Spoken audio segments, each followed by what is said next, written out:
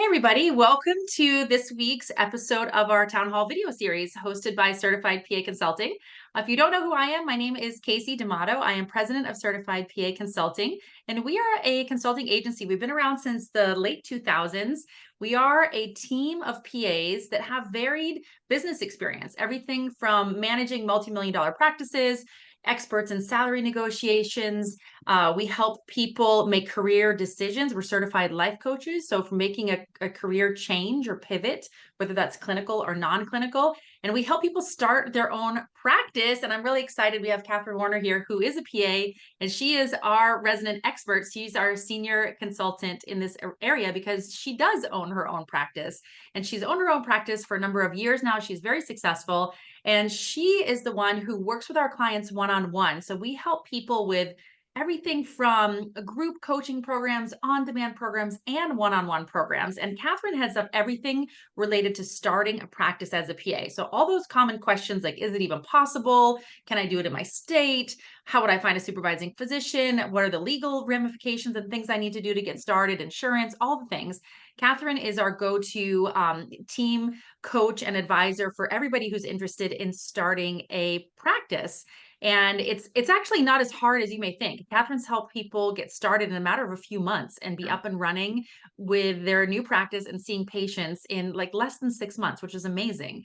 So everybody thinks that it's much more complicated than it really needs to be if you just know what you're doing. And that's what Catherine does, is she saves you so much time from having to figure out all these things on your own so that you can recognize what to do in what order. So I'm really excited to have her here as we expand on our town hall video series. And we have these specific topics and specific videos related to practice ownership as a PA. So today we're talking about, are you ready? Like maybe you've been thinking about practice ownership. Is this something that you're really ready for? You've been working as a PA for a number of years, hopefully 5 to 10 years. That's usually where we see people have the most success starting their own practice once they've kind of mastered their clinical skills for the most part and know what they don't know, right? Where to refer. And then it's time to learn the new thing, which is business in some cases. So how do you know if you're ready for practice ownership as a PA? It's a question that comes up a lot and people are kind of thinking about it. Is it right for them? Are they ready? So I'm going to hand it over to Catherine because the question that comes up all the time in our communities, and she works with clients weekly answering these kind of questions. And I wanted her to be able to share from her voice and her experience. How do you know if you're ready for PA practice ownership? Yeah, I think that's a great question. And I think, Casey, you kind of already spoke to my very first point, which is you need to be clinically competent. Like that is the number one thing you've got to like have mastered before you step into your own. We want to make sure that you feel very confident in your clinical knowledge, not only for patient safety, which is always, our primary concern, but also like for your own confidence level and your own sanity. If you're trying to learn medicine at the same time you're trying to learn to run a practice, like it's going to be too much. So I think really when clinical practice becomes almost rote or automatic, where it's like I could do this in my sleep if I needed to, that's kind of the first thing that would be a prerequisite to even considering opening a practice. And I think that time frame really differs for a lot of people. I think 5 to 10 years is really kind of a sweet spot, or for a lot of people. But I actually got an email this week with somebody who'd been in practice for a year but felt very comfortable and may have had like a previous clinical background, or been comfortable with the medicine and had good support. Yeah, if you feel solid in the medicine, there's no requirement with your state or anything there, but I definitely think that clinical competency is going to be really important. So the second thing that I think is really important, and kind of like, okay, the next layer, I kind of think an algorithm. So our next little dividing point on our algorithm is, do you have a basic understanding of your state law and supervision practices? You can learn a lot of that later on, but at this point, the general idea of supervision, collaboration, asking for help, getting the resources, I think needs to at least be like within your wheelhouse. Now, as you start your practice, you're going to want to learn a lot more. And we in our program really dig into that and can look at alternatives if your state law isn't favorable. We can look at ways to work around it in your state or even look at other states. But we at least want you to feel comfortable knowing that the resources are there, how to get the information, or feeling comfortable reaching out for information. So I think that is kind of the second stopping spot. Like, how are you feeling about the general idea of collaboration, supervision, state requirements that you're going to need to, comply with? So that brings us to our third point. Are you comfortable and confident with yourself as a PA? And that goes to clinical practice, but it also goes to your interactions with other people, speaking about your career. Are you feeling confident in your ability to interact with people in a professional capacity? Because networking and marketing in whatever capacity is super important. And so if you're a person who, like, being timid, I'm not the most outgoing. I'm very much an introvert and not super outgoing most of the time. But like professionally, I feel comfortable speaking to people. So I think that's a third point that's very important.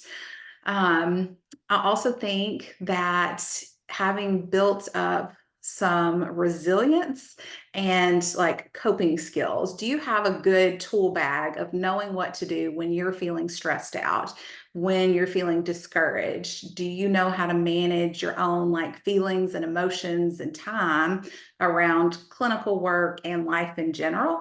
Because adding in, practice ownership is going to be another demand, and very often other sources of stress and frustration.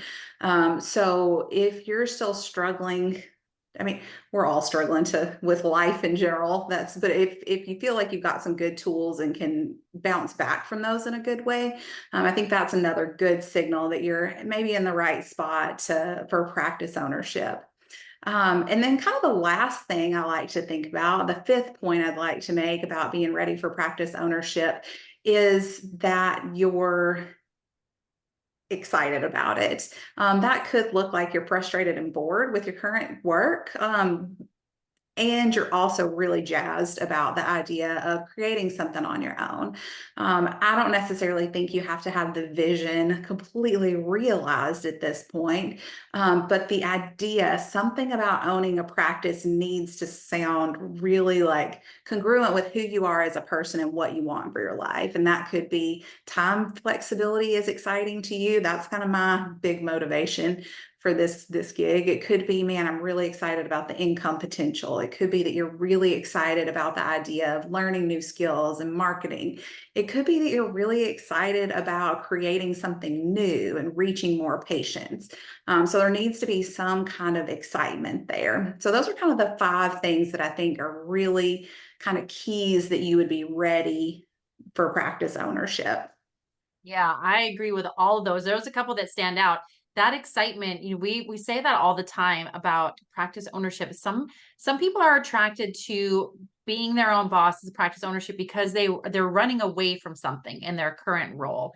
So like when Catherine's talking about being excited, that is so important. Like there's something that's attracting you to, that's pulling you towards this venture, towards becoming a business owner, because now you're wearing two hats. You're not just a clinician, you're also a business owner. So what is pulling you towards that, and being really mindful that there's something about it, whether it's time control or the financial opportunities, what is it that's pulling you towards, and making sure that it's not something you're running away from, meaning that you like really don't like your current supervising physician, or you feel really like limited in this one clinical role that maybe doesn't allow you to do as much procedures, or kind of grow as a professional as much as you would like. But that doesn't mean that there wouldn't be another role as an employee where you would love your supervising physician and you would be able to grow professionally. So those reasons are not necessarily the reasons to start a business. To start a business is really exactly what Catherine's talking about, to be excited about being a business owner, because is a practice owner, just like being a business owner, business owners have control over their time. You have control over how big you want to scale your business, and therefore you have some financial control. So the things that are attracting you to PA practice ownership are really the things that attract people to being an entrepreneur in general and being a business owner in general. So make sure, I can't emphasize that point enough, that running away from something that you don't like in your current clinical role as an employee is not necessarily the way to know that you're ready for your own practice. Being attracted to being a business owner, an entrepreneur, starting up all these things, that is a reason. And I wanted to also touch on your other point about the marketing and networking. You can't start any practice or any business without being comfortable marketing and networking, because unless you believe that you're the best at what you do and you're going to tell everybody in the world that you're the best at what you do, nobody is going to know about it. So Right. if you're not comfortable talking about it, and this same principle applies in business, general business outside of clinical practice, so it's so important. I wanted to touch on it again. If that's not something, if talking to people and talking about your new practice and networking like crazy and getting comfortable with marketing, not in a sleazy, slimy, salesy way, but a way of letting the world know that you exist, that your practice exists.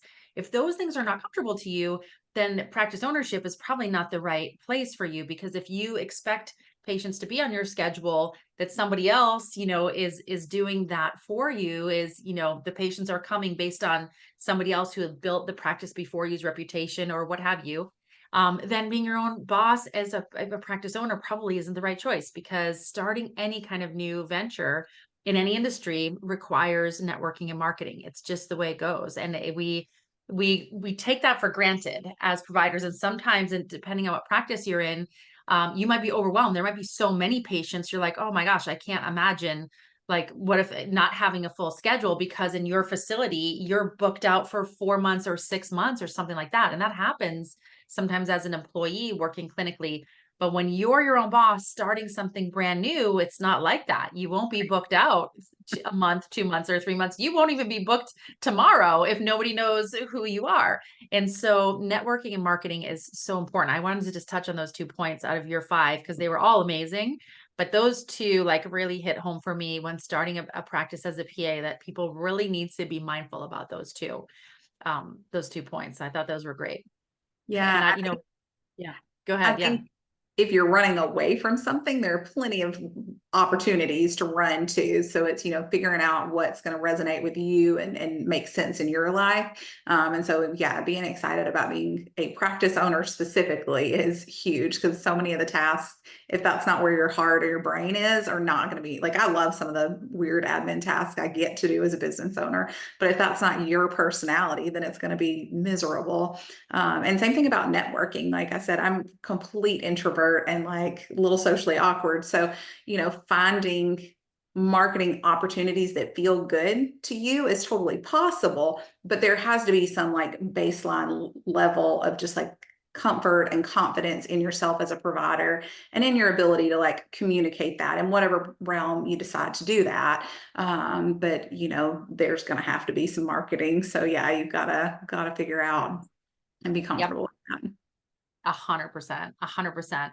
Hopefully this video is answering a few questions for people that are just thinking about practice ownership. And for those of you watching this video and you're interested in learning more, Catherine and I put together a free webinar that you can watch. It's your guide to PA practice ownership. And if you go to our website, certifiedpaconsulting.com, it's there. If you can't find it, you can just click on the contact section or email team at Certified PA Consulting. And it's a full about an hour long, give or take, workshop, and it's totally free. And we dive deeper into all of these elements of your guide to starting a practice. Is it right for you? And we talk about all of these things. So if you're really interested, I highly encourage you go and watch that free webinar. It's full of value for people that are just thinking about how does this work? What are these commonly asked questions? Is it right for me? And some of these things. And for those of you that have already been thinking about it, and maybe you already watched this webinar, a few months ago, and you're ready, this is the year that you want to bring your practice to life. We have one-on-one coaching as well as a program called Practice Building Blueprint that Catherine heads up. It's a 4-month program that's designed to get you from nothing from today to having everything that you need to have your practice open, and in most cases actually having your practice open in a matter of 4 to 6 months.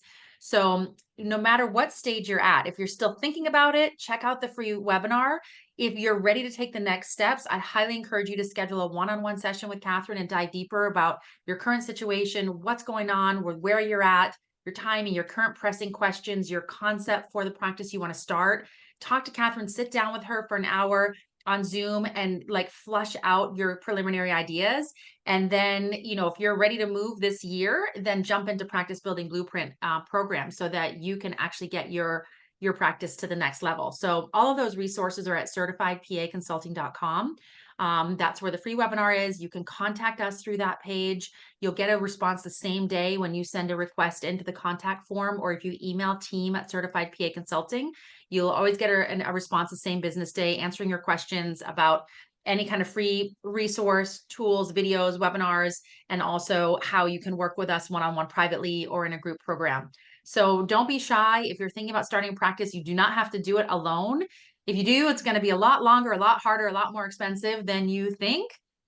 So you do not have to do it alone. Lean on people that have done it. Like Catherine, she's had a practice now almost 5 years, right? Going on 5 years? Yeah, this year, 5 years. Yeah. Yeah, that's awesome. It's 5 years. She is doing well financially, and she has been teaching a lot of PAs about how to start their practice in all different specialties. So, don't be shy. If you're serious, then let's get you on the schedule so you can talk to Catherine and she can help you get to the next level. So, on that note, I want to just thank Catherine for being here. I love our business video series, and we hope to see everybody on our next town hall video.